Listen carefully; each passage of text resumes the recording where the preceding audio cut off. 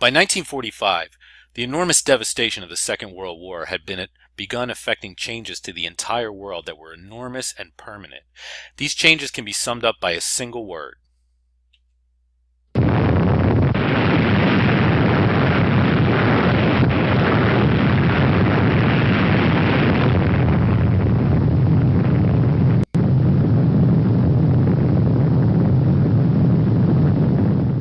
on August 6, 1945, an American B-29 bomber called the Enola Gay dropped an atomic bomb nicknamed Little Boy on the city of Hiroshima.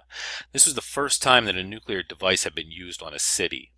Approximately 80,000 people, predominantly civilians, were incinerated instantly. Upwards of 50,000 more died from radiation and injuries by the end of the year. The bomb completely destroyed 70% of the city of Hiroshima. 2 days later, on August 8th, the Soviet Union finally declared war on Japan and began an invasion from the north. The following day, Nagasaki became the second and last city in history so far to be hit with a nuclear bomb, when the United States dropped Fat Man on it, killing another 75,000 people. Japan surrendered on August 15th. These before and after shots symbolize a great rupture in world history, the destruction of one age and the introduction of the atomic age. The bombing of Hiroshima and Nagasaki has a unique place in historical memory, but we could also see it as the logical endpoint of total war. This is a picture of Tokyo in the aftermath of firebombing of March 1945, in which the Allies used cutting-edge incendiary devices to literally set the entire capital on fire. An estimated 100,000 people died from this technique, and urban cities like Toyama were completely destroyed. This was the dawn of the atomic age, and Americans and the rest of the world responded to it with contradictory feelings. Some Americans greeted this new era with awe and euphoria about the possibilities of the future. Watching the purplish cloud rise 40,000 feet into the atmosphere, co-pilot Captain Robert Lewis said, "Even though we had expected something terrific, what we saw made us feel like that we were Buck Rogers' 25th century warriors." For others, the bomb seemed to signal the end of the world. Robert Oppenheimer, the physicist known as the father of the atomic bomb, said that the successful detonation of the bomb had brought to mind words from the Bhagavad Gita, quote, "Now I am become death, the destroyer of worlds." What's my point? The bombing of Hiroshima and Nagasaki was the end point of a total war that had engulfed the world for 6 years. An alien looking down from space in August 1945 would see a world destroyed. None of us can really comprehend the devastation. World War II left the international system completely shattered. All across the planet, broken societies and economies were in desperate need of repair, and there were competing models about how to do this among the victors. Just take a look at the death statistics from World War II, by far the most devastating global war in history to date. Take some time looking through this. These are ordered from the countries that had the largest death tolls down to the smallest. You'll note immediately that the Soviet Union far outstrips the death toll of all the other countries involved, with the Soviet Union losing almost 14% of its population. And then check the figures for the world estimates at the bottom.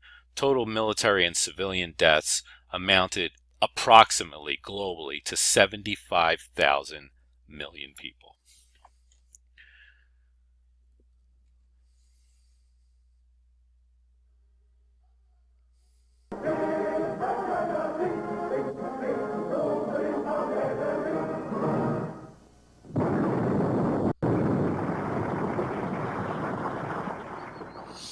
On May 8, 1945, VE Day, the Allies accepted Germany's unconditional surrender. After 6 years of total war, there was a moment of pure euphoria throughout Europe. But this euphoria subsided quickly as Americans and Europeans realized the enormity of the war's destruction. Much of Europe was a wasteland. Like Japan, many of the world's greatest cities, centers of imperial power, Berlin, Warsaw, Vienna, Leningrad, had been reduced to rubble. The European economy had completely collapsed, with more than 70% of its industrial infrastructure gone.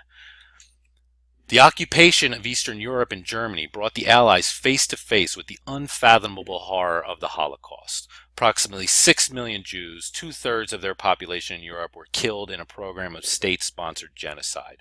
Other victims of Nazi industrial slaughter, Romani, homosexuals, communists, the disabled, brought the final figure to perhaps as many as 17 million people.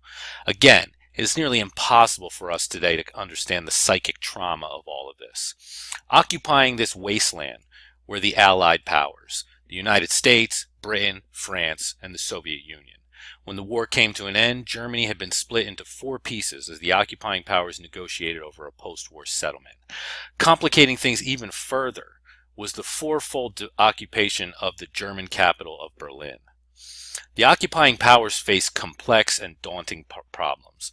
The first was recovery. What could be done about the tremendous suffering, the economic and humanitarian crisis that post-World War Europe faced? Some 35 million people died in Europe during the war, and tens of millions of hungry homeless refugees called displaced persons struggled to survive in the wasteland. Hunger reigned. In Poland, for example, 2/3 of all cattle were gone. For Europe as a whole, food production was less than 2/3 of its pre-war total, and it was impossible to get what food there was distributed since the entire transportation infrastructure was destroyed. Disease and starvation greeted the survivors of 1945. Survivors faced the monstrous task of rebuilding a world destroyed. Linked to this was a second question concerning the political reconstruction of Europe. Who would control the post-war order? World War II saw the destruction of not only the fascist regimes of Hitler and Mussolini, but also the weakening of liberal democratic political orders and the empires they controlled. During the war, local resistance movements inspired by socialist ideals and supported in part by the Soviet Union had fought hard against the fascist war machines and were determined to guide the post-war order. Their ambitions conflicted with those of the Allied governments of Britain and the United States and set the stage for the ideological battle over the post-war order, which would shape the coming Cold War. Finally, there was the immediate question of the alliance itself. What would become of the wartime alliance between the Soviet Union, Britain, and the United States? These 3 powers had cooperated for the past 4 years in their struggle against the Nazi onslaught, but all 3 had very different interests and concerns when it came to the world order to be built from the rubble of total war. Given its central role in the post-war order, the Soviet Union deserves a special look. World War II had brought colossal, almost incomprehensible devastation to the Soviet Union. This image of Stalingrad provides a sense of the devastation in line with what we see in the Pacific and Western Europe. In 1947, the Kremlin published a report of the war damage the Soviet Union had suffered at the hands of the Nazis. It was a story of plunder, rape, cruelty, and suffering that challenged the imagination. The German invaders had destroyed over 17,100 cities and towns, 70,000 villages, 31,000 industrial centers. They blew up railroads, roads, and bridges, stole and ransacked the countryside, destroying tens of thousands of collective farms and farm machines. The Soviet economy was decimated, roughly 23 million people dead, more than half of those civilians. 1 out of every 4 citizens were killed or wounded. For millions, the end of the war meant a new wave of starvation, disease, and forced labor. It would take 30 years for the population to reach its pre-war levels. For 4 years, the Red Army pushed the front line west, and by the war's end had occupied most of Eastern Europe: Poland, Bulgaria, Hungary, Czechoslovakia, Romania, Albania. By the time they met with the Allied soldiers pushing from the east, the Red Army had occupied East Germany, including part of Berlin, where the Soviet flag was raised over the Reichstag. So what were the Soviet priorities in 1945? What do you imagine was foremost on Stalin's mind? Then there is the enormous and ambiguous parts of the planet that came to be known as the Third World, but what is at this time called the colonized world. It's very dangerous to generalize about such a great swath of geography. We'll be returning to that problem throughout the rest of the class. Much of this part of the world was bound by the common experience of Western imperialism. Nationalism and anti-imperialism cannot be exaggerated in these parts of the world. On the eve of World War II, European countries had claimed some form of direct or indirect control of close to 70% of the planet. European powers controlled close to half of Asia, including the British Empire's crown jewel, India. Having scrambled for possessions in Africa, European nations owned roughly 90% of that continent, tied to the economies of core countries through raw material extraction, labor, and markets. World War II didn't destroy the colonized world, but it did fatally wound European imperialism. As it turned out, World War II would prove to be the death knell for the traditional forms of imperialism. First, the war so weakened Western economies that they simply could not afford to maintain large empires. Second, and more importantly, the war itself sparked and energized nationalist movements throughout the colonized world, movements that would bring about a wave of decolonization in the post-war period. And what about the United States? Yes, indeed. What about the United States? The United States was the only nation involved in World War II to emerge from the total war not only intact, but unambiguously strengthened and empowered by the experience. Alone, the United States came out of World War II not only a full-fledged global power for the first time in its history, but the preponderant power in the world. In fact, the United States stood on the cusp of an unprecedented 25-year period of economic growth that would fuel domestic prosperity and global expansion in the coming decades. The war's impact on U.S. history and by extension on the entire world cannot be exaggerated. The title of this video is not hyperbole. Well, maybe a little. The United States that emerged from the war in 1945 was in fundamental ways no longer the same nation it had been in 1941. As we'll see, it is appropriate to argue that for America, World War II changed everything. And again, this transformation is best captured by one word: boom. In fact, the United States and Americans experienced a series of booms as a result of World War II. The first, and probably most important, was a production boom. The war kicked the American economy into overdrive, and this is a lesson that would not be lost on American leaders.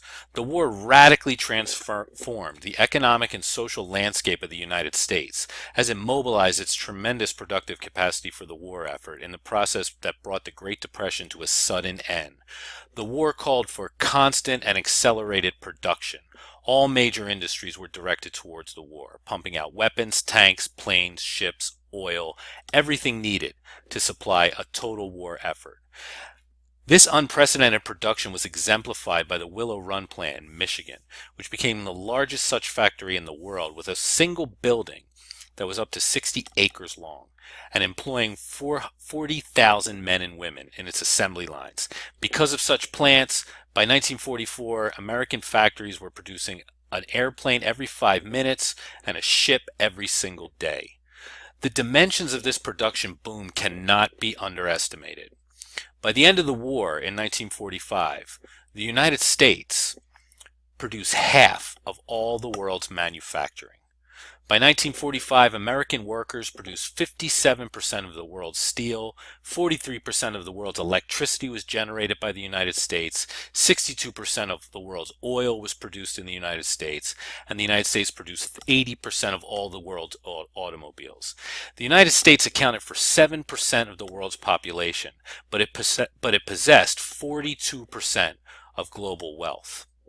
The United States in 1945 held 75% of the entire world's gold supply was in the United States Treasury. Unemployment went from 14.6% in 1940 to just 1.2% in 1944. Economists call this number, in terms of unemployment, full employment. The 1.2 is so negligible, it's almost as if the United States is fully employed. And this last statistic is very significant. World War II put Americans back to work. In fact, entirely new groups of Americans were working. Women entered the workforce at an unprecedented rate. By 1944, women made up 1/3 of the civilian labor force. Married women in their 30s outnumbered single women. African Americans contributed hugely. As part of the Great Migration, some 1 million black Americans moved out of the South into the production centers, and another 1.5 million would follow in the 1950s. Furthermore, union membership also soared in this period, from about 9 million in 1940 to 14 million in 1945. Already a trend in the New Deal, the war pushed the government to force companies to recognize unions in order to prevent labor strife and keep the factories humming. How did all of this happen? This leads us to a second boom: the government boom. The bottom line really was massive government spending. Government spending was twice as much during the war than it had been for the previous 150 years combined. Where did all that money come from? Well, it was during the war period that the government began the practice of withholding taxes from paychecks, payroll taxes. Before World War II, only 4 million Americans even paid income taxes. But after the war, 40 million did. The war strengthened the power of the federal government. All new wartime agencies like the War Board and the Office of Price Administration reached deeper into American society and economy, and rather than disbanding, were reconfigured later in peacetime. Whole industries were taken over by the government during the wartime or for the emergency of the war. Wages were fixed by the government, rents, prices, and production quotas. For example, say you're a vintage car collector and you're looking for a 1942 model Ford or Chrysler. You'll never find one. Why not? The government ordered those companies not to make any new model cars and to devote all their productive energy towards the war. This shows you a big important point about the war was that the government boom was also corresponded by a big business boom. So business did very well as a result of this production explosion. Finally, one last boom. In August 1945, 12.1 million Americans were still in uniform. Nearly two-thirds of all American men aged 18 to 34 were overseas at the time. GIs clamored for a return to normalcy. Demobilization followed quickly. In May 1946, exactly 9 months after VJ Day, births increased measurably all across the United States. This was the baby boom. This trend continued so that by the end of 1946, an all-time high record of 3.4 million babies had been born. That's 20% more than in 1945. They reached a peak in 1947 but remained high all throughout the 1960s. The baby boom was both the cause and the consequence of the mass consumer explosion that transformed America beginning in the 1950s. There are all sorts of debates about the reasons why, and of course these figures vary across racial and class lines, but the baby boom does seem to reflect a general optimism about the future and about America's grand expectations. World War II was an ideological war, fought ultimately to contrast American society from fascism and totalitarianism. FDR encapsulated this in what he called his 4 freedoms. That is freedom of speech, freedom of worship, freedom from fear, and freedom from want. And he articulated this as the ideals that were propelling the United States to fight against fascism. Big business added one more freedom, free enterprise. Advertisers helped on this front, trying to make the war about consumption. So, for example, there was an ad for Royal typewriters that said, "Hasten the day when you can once more walk into any store in the land and buy anything you want." During the war, the National Resources Planning Board put forth a vision for the peacetime economy based on 3 criteria: full employment for all Americans in the United States, an expanded welfare state evolving out of the New Deal, and a higher standard of living. In 1944, FDR even called for a new economic Bill of Rights to guarantee these freedoms through an expansion of federal powers. Now, this didn't happen, but the idea had influence. For one thing, Congress did pass the GI Bill of Rights in 1944, which worked amazingly well for some, providing veterans low-cost home mortgages, financial assistance for education, and so on, essentially creating, through government policies, the 1950s generation. Furthermore, the fact that the war was against the Nazis, with their extreme racist ideology, turned the United States thinking to the opposite direction. Thus, the United States emerged from World War II inclining in the direction of openness, tolerance, and racial equality. This is when intellectuals began publishing books debunking the supposed scientific basis of racism. But understand, this did not mean that the United States was suddenly not racist. Of course not, and not at all. The vision of the 4 freedoms was not limited to the United States, but extended across the planet. For example, Henry Luce, publisher of Life magazine, wrote a book called The American Century and published an article actually before Pearl Harbor on the American vision for its place in the world. Dig very early on in his article, Henry Luce drops this line. He says, American jazz, Hollywood movies, American slang, American machines and patented products are in fact the only things that every community in the world, from Zanzibar to Hamburg, recognizes in common. In fact, Luce begins a list of American priorities beginning with the economic. He says, we know perfectly well that there is not the slightest chance of anything faintly resembling a free economic system prevailing in this country if it prevails nowhere else. And so the United States now, according to Henry Luce, has a mission, an almost sort of evangelical mission to bring consumer-style capitalism into the international arena. All of these booms, combined with the euphoria over the Allied victory, generated a culture of what James Patterson has called grand expectations in American society. As the historian put it, high expectations rooted in vibrant economic growth ascended as never before after World War II and peaked in the 1960s, during which faith in the wealth of the United States and in the capacity of the federal government to promote progress aroused unprecedented rights consciousness on the home front. America's political leaders, meanwhile, managed to stimulate enormous expectations about the nation's ability to direct world affairs. So, in these ways, and in brief, World War II changed everything.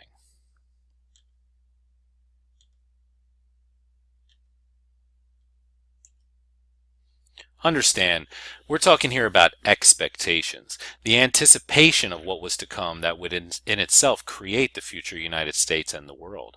Much of what we take for granted was still on the horizon. Consider, for example, some of the things that were yet to come in 1945. Supermarkets, malls, fast food chains, residential air conditioning, ranch-style homes, freezers, dishwashers, and detergents. Also ballpoint pens, tape recorders, four-lane highways, automatic transmissions, power steering. None of these things yet existed in 1945, but there was great grand expectations that stuff like this was coming. In these and many other ways, the daily lives of most Americans had changed very little from the 1930s. So the changes that we're going to see historically are in motion and yet to come. A little more than a third of the population lived in cities of 50,000 or more. Although suburbs had long existed, the fantastic wave of suburban sprawl was still coming in the future. There were 25.8 million registered cars in 1945, nearly one for every 3 adults. But that was only 2.7 million more than in 1929, when there were 18 million fewer people. So culturally as well as demographically, the United States remained in many ways a world of farms, small towns, and modest-sized cities for now. Consider two major social transformations on the American scene, spurred by the war, but still largely on the horizon. So these are shades of things to come. Consider the case of women in the United States, American women. Contrasting interpretations of women appeared in the post-war period. So on the one hand, you had the strong image of Rosita Riveter during World War II propaganda to promote the idea of women taking up the jobs of industrial labor while men were at war. It's clear that there's no real easy generalizations to be made about the varying experiences of women in this period, but there are 4 broad points that can be made. First, World War II changed the lives of many women, bringing them into the marketplace in record numbers and providing them with higher paying jobs. Second, demobilization quickly drove many of these women out of these jobs and into a kind of space of domestic containment in the 1950s, where these sort of traditional or newly decided traditional roles of women were being promoted and articulated in the 1950s in a sort of like the promotion of normalcy and domestic containment. Third, many of these women didn't think that they were making an either or choice during the war when it comes to home versus work, and in fact, although they were driven out of the workplace of some of these jobs at that time, it was only temporary, and the stage was being set for the rise of the feminist movements of the 1950s and then especially the 1960s. Finally, all of this was taking place within an American culture still dominated by these traditional notions of femininity. Around 125,000 African Americans served overseas during World War II. Many, such as the Tuskegee Airmen and the 761st Tank Battalion, famously decorated for distinction. At the same time, back in the United States, in one of the most significant demographic shifts in American history, roughly 1 million black Americans followed the wartime boom to the north. Another 1.5 million would leave the South during the 1950s. Of course, it was impossible to ignore the hypocrisy of African Americans fighting against racist Nazi fascism in the name of the United States and Europe, while the armed forces, like American society at home, remained segregated. As in other areas of society, there were some grand expectations that changes made during the war would prove lasting in terms of civil rights and equality. During the war, for example, the NAACP and other black activists initiated what they called the WW campaign. That the WW stood for Victory Over Fascism Abroad, Victory Over Discrimination at Home. So black civil rights leaders, African American activists, were linking the fight against fascism in Europe to the fight against segregation and racism in the United States. So large numbers of African Americans migrated from poor southern farms to munition centers, and racial tensions were high in overcrowded cities like Boston or Chicago, Detroit, and Harlem experienced race riots in 1943. Black newspapers created the WW campaign to build black morale and head off more radical action. Their efforts redefined citizenship, equating their patriotism with war work, and seeking equal employment opportunities, government entitlements, and better working conditions as fitting for appropriate full citizens of the United States. The point here is the way in which the war enhanced and the blend of American ideology, economic needs, and national identity, and combined to shape visions of domestic politics and global order. Around and inside the White House, there was great optimism about the future that emerged from the United States' unique position in the world after World War II. Roosevelt and Truman and their colleagues expected the United States to emerge from the war as the greatest power on earth. It was during the war itself that they began laying the groundwork for the post-war order. What world would they create at the war's end? What lessons could be learned from past failures, especially those that followed World War I?